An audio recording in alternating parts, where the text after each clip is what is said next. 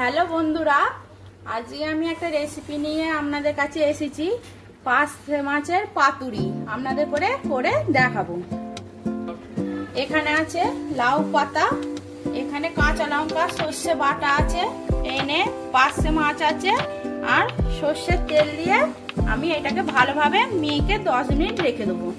এবার এর মধ্যে কাঁচা লঙ্কা সর্ষে বাটাটা দিয়ে দিলাম। এবার সর্ষের তেলও দিয়ে দিলাম। এবার পরিমাণ মতো নুনও দিয়ে দিলাম। একটু কালার আসার তারে একটুখানি আমি হলুদ দিয়ে দেবো। এবার ভালোভাবে এরকম করে মাখিয়ে আমি রেখে দেবো। আমার মাখানাটা 1.5 ঘন্টা মাখিয়ে রেখে দিয়েছিলাম। এবার লাউ পাতায় আমি এবার মুড়ে নেবো। এরকম ভাবে আপনারা এইভাবে লাউ পাতাটা রাখবেন। রেখে আমি এবার একে একে মাছটা দিয়ে দিচ্ছি। মাছটাও দিতে হবে, আবার ওর ওপর গ্রেভিটা বেশ ভালো করে দিয়ে দিচ্ছি। দিয়ে এবার ওর ওপর একটু সর্ষের তেল দিয়ে দেবো। সর্ষের তেল, কাঁচা সর্ষের তেল দিলে খেতে টেস্ট হয়। এর উপরে একটা কাঁচা লঙ্কাও বসিয়ে দিলাম। দিয়ে এবার আমি আস্তে আস্তে করে মুড়ে নেব।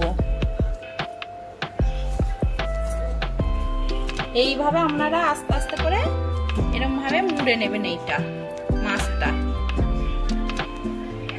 নিয়ে আমি কাঠি দিয়ে এইভাবে আটকে নেব। লেজের দিকটা এইভাবে মুড়ে এরকম ভাবে আটকে নেব।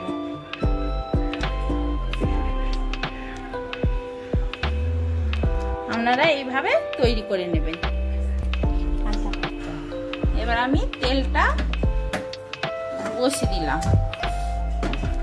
কড়াটা। এবার কড়াটা গরম হয়ে গেছে, আমি এর মধ্যে তেল দিয়ে দিলাম।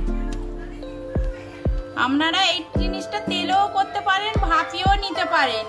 এইটা তেলে ভাজলে লাউ পাতাটা শুধু না আপনারা খেতে পারবেন। আর আমি একে একে তেল গরম হয়ে গেছে, কড়াই দিয়ে দিচ্ছি।